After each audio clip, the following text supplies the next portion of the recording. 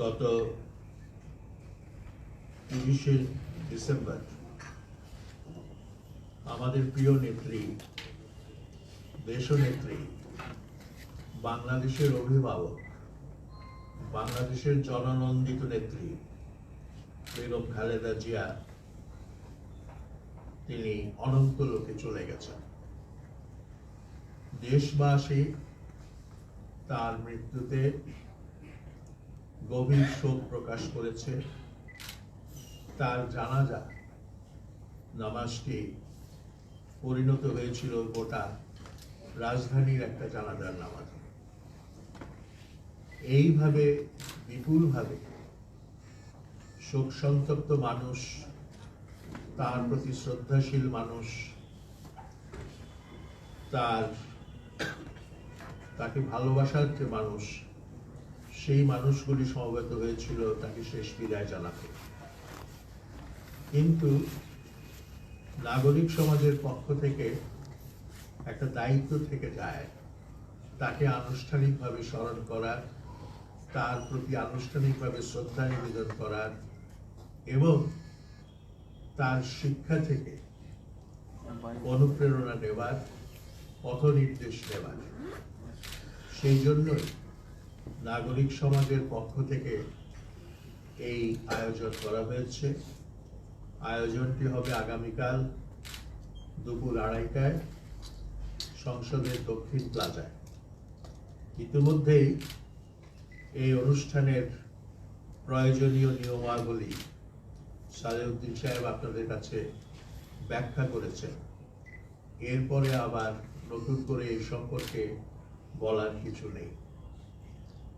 আমরা মূলত বিভিন্ন শ্রেণী পেশার মানুষদেরকে আমন্ত্রণ জানিয়েছি এবং রাজনৈতিক দলগুলোকেও আমন্ত্রণ জানানো হয়েছে।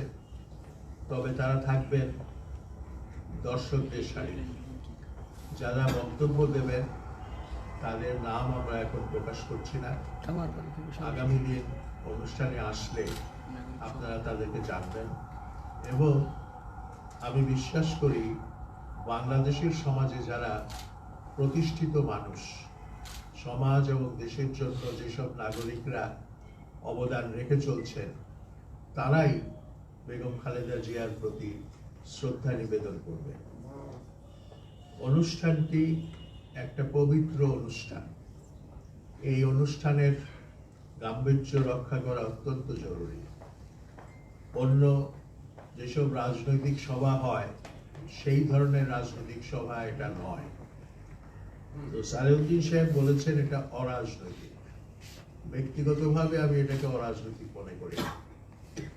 আমি দার্শনিকভাবে কথাটা বলছি। আমাদের প্রতিটি কাজ, প্রতিটি কথা শেষ পর্যন্ত কিন্তু রাজনীতিকে প্রভাবিত করে এবং এর মধ্যে একটা রাজনীতির উপাদান থাকে। তো সেই হিসাবে এটা রাজনৈতিক। আবার এটা রাজনৈতিক নয় কেন? যেহেতু রাজনৈতিক দলভুক্ত কেউ এই সভায় বক্তব্য পেশ করবে না। যার যার নিজের পেশার অবস্থান থেকে, নিজের গবেষণার অবস্থান থেকে, নিজের ধর্মীয় অবস্থান থেকে, নিজের আঞ্চলিক অবস্থান থেকে এখানে বক্তব্য পেশ করবে। সুতরাং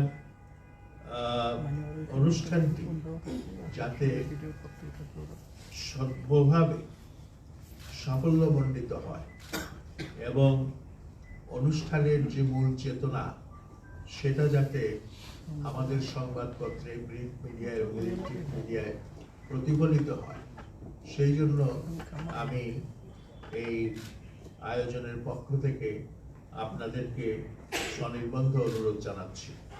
আশা করি আপনাদের সহযোগিতায়, আপনাদের সহমর্মিতায়, আপনাদের সবান্ধব সক্রিয় উদ্যোগের ফলে আমাদের এই আয়োজন সার্থক হবে এবং সঙ্গে সঙ্গে আমরা খালেদা জিয়ার দিদি আত্মার প্রতি যথার্থ সম্মান প্রদর্শন করতে পারবো এবং তার আত্মার মাগফিরাত কামনা করতে পারবো।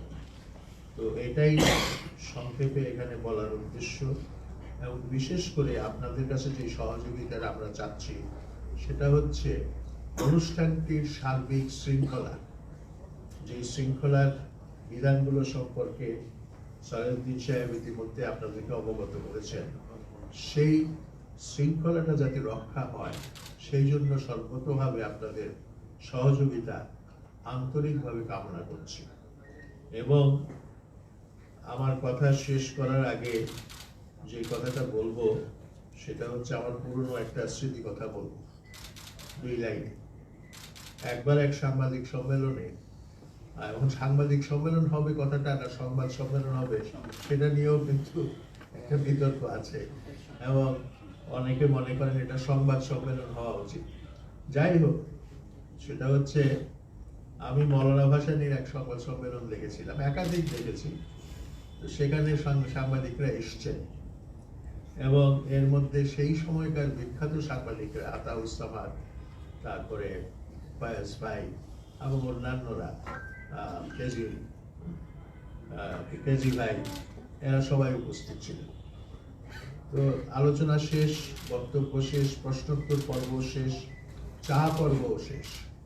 তারপরেও মৌলানা সাহেব কথা বলে যাচ্ছেন, সাংবাদিকরা ধৈর্য ধরে শুনছেন। এই শুনতে শুনতে রাত প্রায় 8টা বেজে গেল। তা আপনারা জানেন যে সেই সময় রিপোর্ট ফাইল করার জন্য একটা সুনির্দিষ্ট সময় ছিল, কারণ তখন প্রযুক্তি এখনকার মতো উন্নত ছিল না। কিন্তু তারা উসখুস করছিলেন, কিন্তু মৌলানা সাহেবকে বলতে পারছিলেন না যে আমরা এখন চাই, আমরা বিদায় চাই। তারপরে একজন সাহস করে উঠে বলল, হুজুর আমরা তো একটু যেতে হবে, এটা তো খবরটা তো ছাপাতে হবে, সে ব্যবস্থা করতে হবে, তো আমাদেরকে একটু বিদায় দেন। তো মৌলানা সাহেব বললেন, ফার্সি একটা বয়াত উচ্চারণ করে বললেন, আমার প্রিয় মানুষ যারা, তাদেরকে তো আমি বিদায় দিতে পারি না, তো আমি তোমাদেরকে সেভাবে বিদায় দিতে পারবো না, এখন বাকিটা তোমাদের ইচ্ছা। তো আপনারা আমাদের প্রিয় মানুষ, আপনাদেরকে আমরা এখানে আমন্ত্রণ করেছি, তো আপনারা আপনাদের মতো করে কাজ করবেন, কিন্তু সত্যিকার অর্থে আপনাদেরকে আমরা বিদায় জানাতে পারবো না। আপনাদেরকে আমরা অত্যন্ত ভালোবাসি, আপনাদের প্রতি আমরা শ্রদ্ধাশীল। ধন্যবাদ। আচ্ছা, এখন আপনাদের যদি আরো কোনো জিজ্ঞাসা থাকে, এখানে আমাদের কায়সার আছেন, উনি আমাদের গনি ভাই আছেন, আমরা একে একে সবাই এটার মধ্যে অংশ নিতে পারি। আপনাদের কোনো প্রশ্ন থাকলে আর একটা কথা আমি একটু মাইক বলে দিই।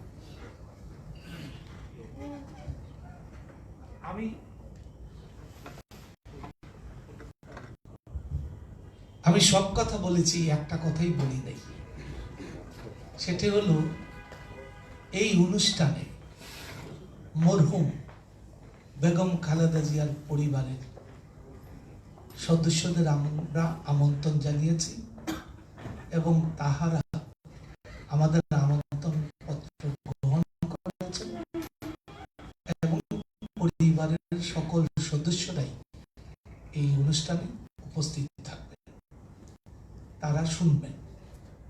এই কথাটাও আপনারা আপনাদের প্রতিবেদনে উল্লেখ করতে পারেন। আর অনুষ্ঠানের সভাপতিত্ব করবেন, আমরা যে ছাত্র রাজনৈতিক এবং অরাজনৈতিকের একটা ব্যাখ্যা দিয়েছেন, তবু আমরা ওই যে অরাজনৈতিক, সেই জন্য এই সভায় সভাপতিত্ব করবেন বাংলাদেশের সাবেক প্রধান বিচারপতি, খুবই প্রবীণতম প্রধান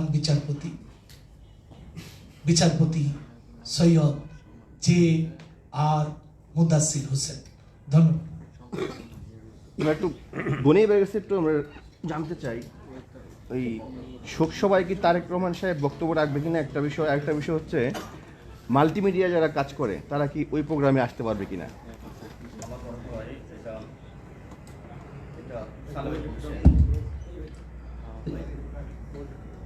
দেশনেত্রী বেগম খালেদা জিয়ার পরিবারের সবাইকে আমন্ত্রণ জানিয়েছেন, আমরা আশা করছি উনি থাকবেন।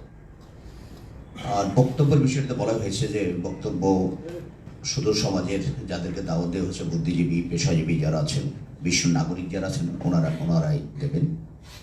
আর মিডিয়াতে যাদেরকে দাওয়াত দেওয়া হয়েছে, মাল্টিমিডিয়াতে অবশ্যই অ্যালাউ করবে। যাদের দাওয়াত দেওয়া হয়েছে, যাদের কাছে দাওয়াত কার্ড থাকবে, আপনার অফিস থেকে যাদেরকে অ্যাসাইন করবেন তারা অবশ্যই সেখানে আসতে পারবে। এই বিষয়টা সালে ভাই বলেছেন, এটাই আপনাকে অফিস যাকে অ্যাসাইন করবেন তিনি আসবেন। তিনি ক্যামেরাম্যান হতে পারেন, রিপোর্টারও আসবেন, মাল্টিমিডিয়ার লোকও আসবেন। ধন্যবাদ।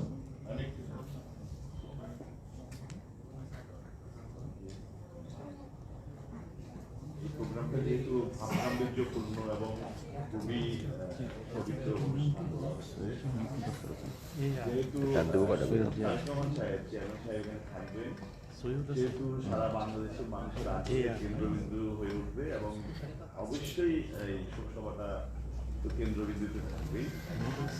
সেই ক্ষেত্রে উপস্থিতি ব্যাপক হওয়ার সম্ভাবনা আছে এবং আমার মনে হয় সেক্ষেত্রে প্রজেকশনের বিষয়টা যদি আমি প্রজেকশনের বিষয়টা আমরা আমাদের অভিজ্ঞতার কথা বলি, জানাজার সময় আমরা যে অভিজ্ঞতা অর্জন করেছি সেখানে আমি বাংলাদেশের বিষয়ে পক্ষ থেকে বলছি না, বাংলাদেশের জেনারেল ম্যানেজার। তো সেক্ষেত্রে লাইভ কভারেজের বিষয়টা আপনারা কি চিন্তা করেছেন? এবং লাইভ কভারেজ করতে গেলে যেখানে বিদ্যমান অনেকগুলো চ্যানেল, 35-40টা চ্যানেল, তো এতগুলো চ্যানেলের একসাথে লাইভ কভারেজের সেই ফ্যাসিলিটিগুলো কি এনশিওর করা আছে কিনা, অথবা কোনো একটা স্পেসিফিক কোনো চ্যানেলকে বা পারমিশনের বিষয়টা আপনারা নির্ধারণ করেছেন কিনা? আর সেক্ষেত্রে যদি আমাদেরকে, আমি আমার চ্যানেলের কথা বলবো, যদি লাইভ কভারেজের আমরা প্রস্তুতি রেখেছি, যদিও সরকারি মিডিয়া বাধ্যবাধকতা আছে, তারপরেও আমরা সেই বাধ্যবাধকতা অতিক্রম করে আমাদের এক ধরনের প্রস্তুতি আছে লাইভ কভারেজ করা। তো আমাদের বাড়তি কিছু টেকনিক্যাল হ্যান্ডস লাগবে, যেমন অন্য নর্মাল কাভারেজে যদি আমরা 6 জন বা 3 জন পাঠাই, সেখানে হয়তো আমাদের 12 জন বা 16 জন পাঠাতে হবে, বা 22 জনের একটা টিম পাঠাতে হবে টেকনিক্যালি আমরা ডিএসএমজি ইউজ করার জন্য। তো এই টেকনিক্যাল বিষয়টা যদি একটু আমরা ক্লিয়ার পাই। ভাই বলবেন এটা। আমরা এই এলাকায় আমরা আপনাদের জন্য একটা টাওয়ার বসিয়েছি এবং ওয়াইফাই সুবিধা আপনারা পাবেন। টেলিভিশনের জন্য আলাদা বুথ আছে, ইলেকট্রনিক মিডিয়ার জন্য আলাদা বুথ আছে, প্রিন্ট মিডিয়ার জন্য আলাদা বুথ আছে এবং অনলাইন মিডিয়ার জন্য আলাদা বুথ আছে। এবং আমরা যেহেতু প্রতিষ্ঠানকে দাওয়াত দিচ্ছি, প্রতিষ্ঠান কাকে দিবে এটা প্রতিষ্ঠানের বিষয়। একই প্রতিষ্ঠানে দৈনিক ইত্তেফাকে তার প্রিন্ট ভার্সন আছে এবং তার অনলাইন ভার্সন আছে, এবং তারা সেইভাবেই পাঠাবে। যারা চিঠি নিয়ে আসবেন তারাই যেতে পারবেন। এ ব্যাপারে আমাদের কোনো ত্রুটি নাই, আরো ত্রুটি নাই। আপনারা জানবেন বাংলাদেশের মধ্যে আমরা যত পেশাকে আমন্ত্রণ পত্র দিয়েছি তার সবচেয়ে বেশি প্রায় ১৫০০ দাওয়াতপত্র শুধু সাংবাদিকদের দিয়েছি আমরা। ফলে আমার মনে হয় না যে আপনাদের কেউ অনুষ্ঠানের আমন্ত্রণ পত্র, এবং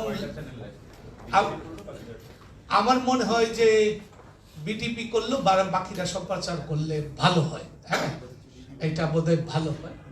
তবু আমাদের ব্যবস্থা দিয়ে থাকবে।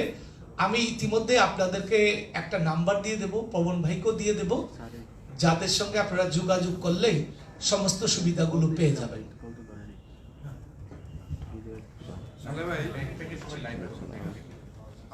আমার সালামের কাছে কথা সেটা হলো, যেহেতু এই শোকসভাটা নাগরিক শোকসভা এবং কি জানি বলে যে আপনার এখানে আমাদের খালেদা জিয়া পরিবারের সবাই আমন্ত্রিত থাকবেন। আমার মনে হয় আপনারা যেভাবে আমন্ত্রণ দিয়েছেন সেখানে দক্ষিণ প্লাজায় কার্ড নিয়ে আসবে, নিয়মতান্ত্রিকভাবে আসবে। কিন্তু আমার বিশ্বাস যে যখন এগুলো আমরা লিখবো বা জানাবো, তখন সাধারণ মানুষ যারা খালেদা জিয়াকে ভালোবাসেন তারাও একটা আশার সমাগম করবে। তখন সেগুলোকে কিভাবে সুশৃঙ্খল রাখা যায় সে কোনো ব্যবস্থা আপনারা করেছে কিনা বা করবেন কিনা সেটা আমি আপনাদের কাছে একটু জানতে চাচ্ছি। এটা আমাদের পরিকল্পনার মধ্যে ছিল। এই বাস্তবতা আমরা জানি যে তার প্রতি যে সর্বজনের ভালোবাসা, এবং এটা যে শুধু যেমন তার অনুসারী যারা রাজনৈতিক অনুসারীরা তারা তো তাদেরকে তো ঠেকিয়ে রাখা যাবে না, তারা আসবেনই। এর বাইরেও তিনি যে সার্বজনীন ভালোবাসার শ্রদ্ধার জায়গাটা পেয়েছেন সেই নাগরিকরাও আসবেন। তো সবার জন্য ব্যবস্থাটা হচ্ছে যে মূল চত্বরের পরে মানিক মিয়া অ্যাভিনিউর যে সীমানা ঘেঁষে সেখানে এলইডি স্ক্রিন থাকবে বেশ কয়েকটি। সেই স্ক্রিনে এটা তো সরাসরি প্রচার হচ্ছে।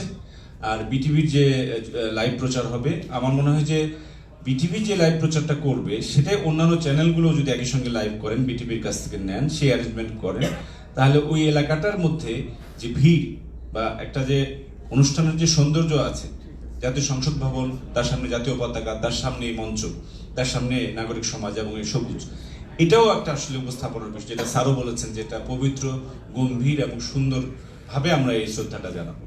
তো ওইটা সমস্যা কিছু হবে, কিন্তু বাইরে স্ক্রিন থেকেই সেটা আসলে দেখতে হবে, এছাড়া ভিতরে এলে সেটা